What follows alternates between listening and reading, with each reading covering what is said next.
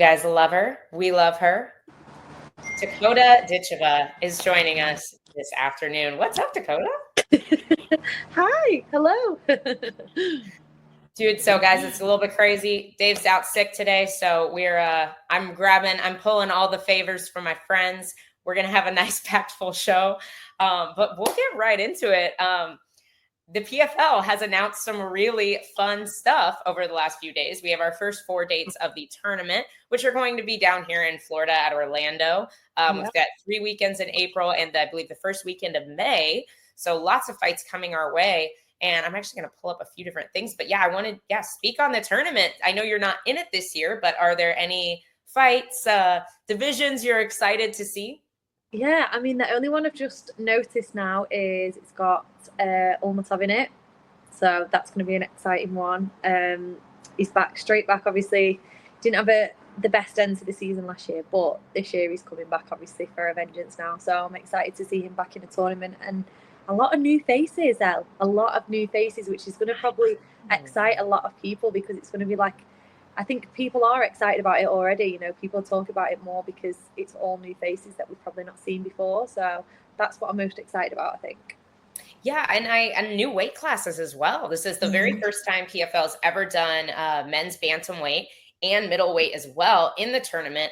And I also noticed once again, no women's featherweights or lightweights. So one female weight class, but 2 new men's weight classes. So I think that's interesting as well. Yeah, very interesting. It's a shame that they've not done another weight class for the girls because I feel like they could do maybe like a 145er again. I feel like they've got quite a lot of girls at that weight, but I'm sure they'll put like the odd few fights on for the girls. But it's just a shame that there's not another tournament because I feel like it was a big success, the 125 last year, and I know they're running that one again this year. But it would be nice to see one more division, I think. Yeah, I agree, and I hopefully. Because they have, like you said, they have quite a few bigger girls on the roster, a lot of featherweights and a handful of lightweights as well. So I'd like to see them make sure those girls get fights, So I'm surprised they didn't add a division. Yeah, me too. But you know what PFL are like? They can pull all sorts out the bag. So I'm sure they'll be announcing a few different random things over the next few weeks. But I'm excited that it's in Orlando as well because that's close for us. So I'll be there and sure you will be as well. Oh, of course. Yeah, absolutely. Dave and I will definitely be there. Dave lives close to Orlando too. So we'll be there probably every weekend, honestly. So I'm trying to talk Grant into a Disney trip. I think we need a girls' Disney trip too. But I mean, you can't go up there and not do a Disney trip. So. Isn't Grant into like that kind of stuff anyway, like the Star Wars stuff? Yeah, exactly. I know. You think he would love Disney World, but he doesn't like crowds, which is fair. Fair enough.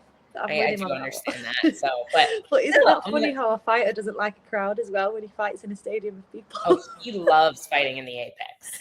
He loves the Apex. Oh, does he? Okay. It's not too loud, not too many drunk people.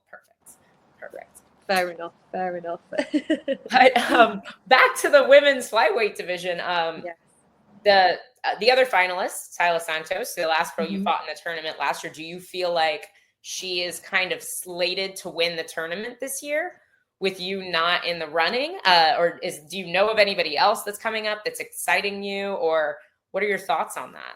Honestly, I don't have a clue who's entering the tournament apart from Kayla Santos. That's the only girl I know that is in it that they've announced.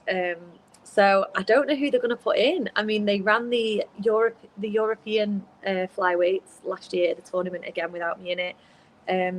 The girl that won that was really good, but she's still very young. I have heard. I don't think she wants to step up too quick yet. So I don't know whether she'll be coming up or not. But it's really interesting to see who they're going to put in that tournament. I don't think I'm going to be in it. It's not 100% set that I'm not, but at the moment it's looking that I'm not in it. So I'm still waiting to find out kind of what my direction is this year. But yeah, we'll see. I think Santos probably will be a number 1 contender, and then maybe they'll set up the rematch at the end of the year. I don't know if she wins it, so it could work out well anyway, but we'll see what happens. You just never know, do you, in these tournaments? And with it being like a straight knockout stage this time rather than a point system, it's going to change a lot of things for a lot of people.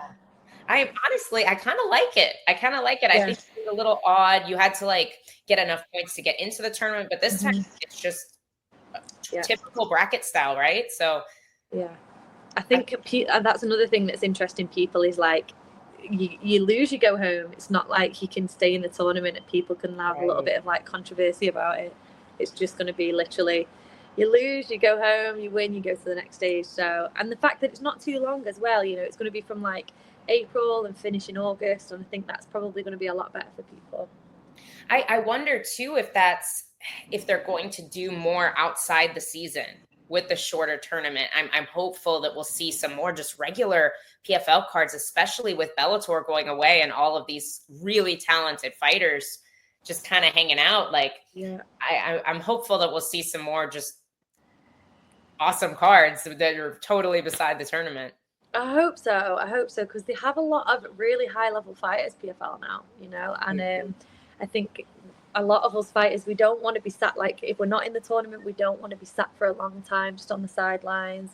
If I think obviously that's kicking up, people are kicking up a little bit of a fuss about that at the moment. So I think they will start to listen and hopefully bring out a few more cards. And even people in the tournament, you know, if you go out in the first round, you've got to wait until next April to fight again. Like, it's difficult, you know, so there's definitely a lot to think about for PFL, and I'm sure they'll come up with a few good ideas. But I was obviously in Dubai for that show that they did at the start of the year. That was amazing. So hopefully they'll go back there again this year. Yeah, that was really, really cool. I'm very interested to see where they do the rest of. Have they announced any other venues besides Orlando as of yet? Not that I've seen, no, or heard. Honestly, I haven't really heard that much, if I'm honest. I don't think very many people have at all, but no, I'm like always in the gym. Like, have you heard anything? Have you heard anything? Have you heard anything? I'm like asking everyone. Just nope, nobody knows what's happening yet. No one. No. That's how I feel about GFL right now too. I've asked a lot of the fighters, like, "Hey, like, what's up?" And they're like, "I don't know." We don't know. Do you feel like this tournament structure that GFL is presenting has any potential to compete with PFL? You think it's too different? What are your thoughts on GFL popping up? Oh, I'm gonna ruffle a few feathers here.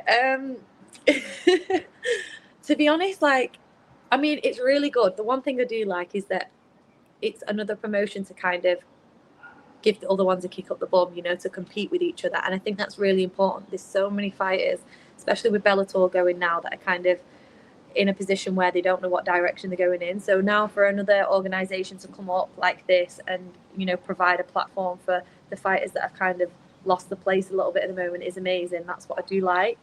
But as for competing, I feel like they've just picked up a lot of like old talent there and a lot of people that have retired, you know. So I feel like if we're competing for like number one spots, then they've probably gone for the wrong kind of generation of fighters in that aspect. But at the same time, a lot of big names that people love to see fight.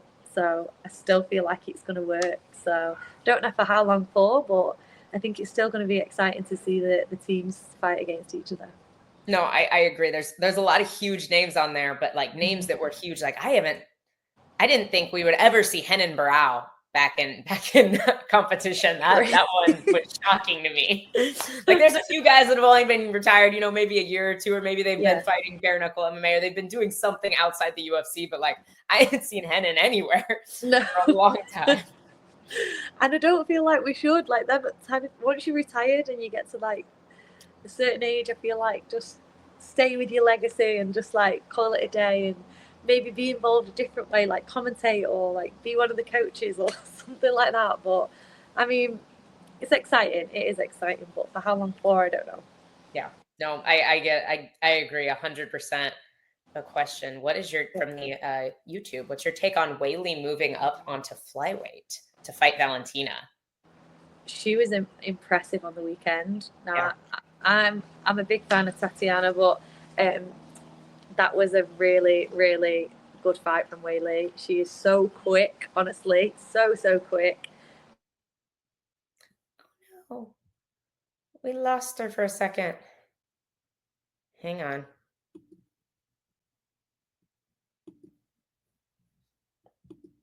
Oh no. Give me a hot second, guys. So sorry. We definitely we have a couple more questions for Dakota, so let's try and grab her right back before we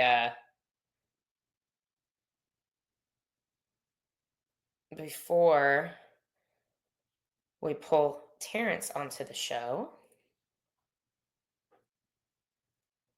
Oh no. Anywho, yeah, we over the weekend we saw Whaley with an incredible performance over Tatiana Suarez. But seeing her absolutely dominate an undefeated fighter and someone that everybody has really been just talking about being able to fight for that belt and possibly win it for years now. I think the most logical move for for um, for Weili Zhang is to go up and fight Valentina. Okay, I'm got back. you. Sorry, You guys. said she was impressive over the weekend. The Fight Bananas official. PFL turned Dakota's phone off. They said no, we're done. I told you I'm going to be in trouble, guys. That's funny. But back to the Whaley question. The only thing is, she's short, right? Now, my height is 5'8". She's a lot shorter than me. But like I said, she's very quick. Her distance control is very, very good. Her ground game very good. So I still feel like she's going to be a problem in that division for sure. You think there's potential for her to win 2 belts?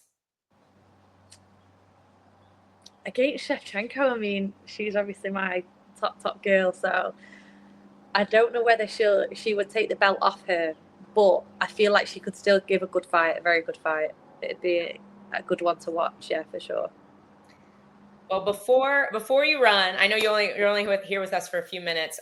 We actually had a really lovely interview with Kayla Harrison last week on our live show, and she had some wonderful things to say about you. We obviously asked her about her experience in the PFL, coming over to the UFC, and if she sees something like that for your future. And obviously, she was like, Dakota has the world in her hand right now, but she was talking about being able to win GOAT status and claim that GOAT status over Amanda Nunes, and she's like, and I'll probably have that for a little bit, and then somebody like Dakota will come up and take that GOAT status once I've moved on too, and we just wanted to get your take on Kayla's move to the UFC and obviously her getting to train with her kind words on your career as well. Yeah, honestly, over the last week, especially since I've been back in Florida, I've only been back 2 weeks, but last week we had some really good chats. She gave me a lot of good advice about obviously this year coming up with me now stressing a little bit as to am I in the tournament, am I not kind of knowing what direction to go in. It was nice to speak to someone who understands exactly how I'm feeling and be able to get advice from someone like her who has achieved ridiculous things with PFL, gone on to UFC, still achieving amazing things, and just to speak to someone that I can really relate to. And I feel like we've had a few drilling sessions this week. I've learned loads from her in that aspect as well. So I just feel like when you have people like that in your circle who you can talk to and get advice from, it's it really puts your mind at rest. So to have her as not just a teammate, but someone to look up to and have there for support has been massive for me recently. So I really appreciate it for sure. And she's such a fantastic role model in our gym too. For people who don't know Kayla, just for everybody, she's a fantastic person, but she really has taken on a great leadership role in the gym as well. Sean wants to know, did Elle replace Dave with Dakota? If so, it's a major upgrade. This is my new co-host. She's much prettier than Dave, guys. This is the new and improved Dave. I mean, Dave is my number one fan, so don't be saying anything bad about Dave. Never. You still got to keep your respect. We wouldn't dare. We love Dave. But anything you want to say before you hop off? Thank you so much for joining us for the opening. Oh, did we lose her again? No, just thanks for having me. I love coming on and chatting with you guys. So thanks for asking me, Elle. And awesome. Thank you to everyone that choosing to Fight Bananas, because you guys are all a massive support and I love it here. So thank you. Love it. Thank you so much. Appreciate you.